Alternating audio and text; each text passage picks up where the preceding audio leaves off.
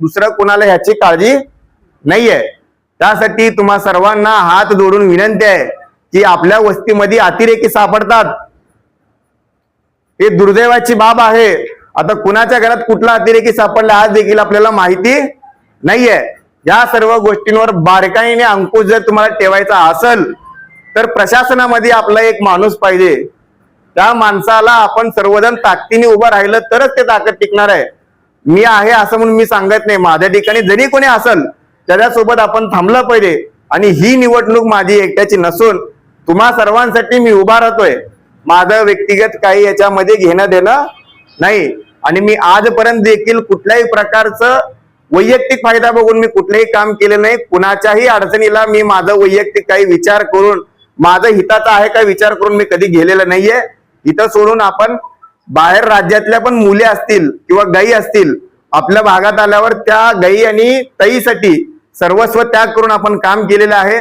मला पूर्ण विश्वास आहे आणि प्रभू श्रीरामचंद्री मी चरणी एकच प्रार्थना करतो, हे जे काही चालू आहे ते इथं थांबलं पाहिजे। आज मी प्रयत्न करतो, कदाचित मी पुढच्या वेळेस देखील मी या सगळ्या गोष्टीमध्ये पडणार नाही, कारण इथं आपलं कोणतरी पाहिजे म्हणून आज हे प्रयत्न करतो। आणि शेवटचं इलेक्शन आहे आपल्यासाठी, आज आपलं उमेदवारी मिळेल तर पुढे कुणाला तरी मिळणार, जर आज मिळालं नाही तर पुढे भविष्यात कुणाला देखील उमेदवारी मिळणार नाही। त्यासाठी आपण सर्वजण हे युद्ध लढण्यासाठी तयार आहोत का? जोरात सांगा, तयार आहोत का? तन मन धनाने तयार आहोत का?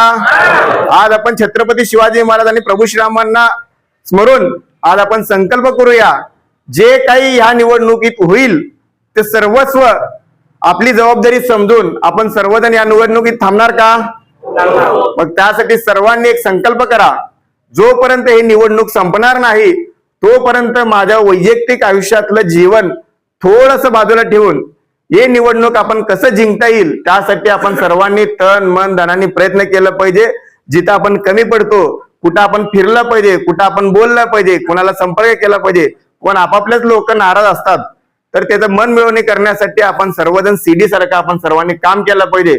अनेक प्रकारचे प्रश्न असतील तरी देखील आपण सर्वांनी एकमताने पुढे जाण्यासाठी आपण सर्वजण तयार आहोत असं मला वाटतंय। आणि या ठिकाणी मला बोलण्याची संधी दिली आणि आपण सर्वांनी शांत चित्ताने ऐकून घेतलात, त्यासाठी मी पुनश्च एकदा आपल्या सर्वांचा मनापासून आभार व्यक्त करतो। आणि हे प्रभाग क्रमांक 17 जे आहे पूर्ण सोलापूर शहरात या प्रभाग क्रमांक 17चा चेहरा आणि मोहरा बदलण्याची ताकद परमेश्वराने आपल्या सर्वांच्या हातात द्यावं हीच मी भगवंताचरणी प्रार्थना करतो।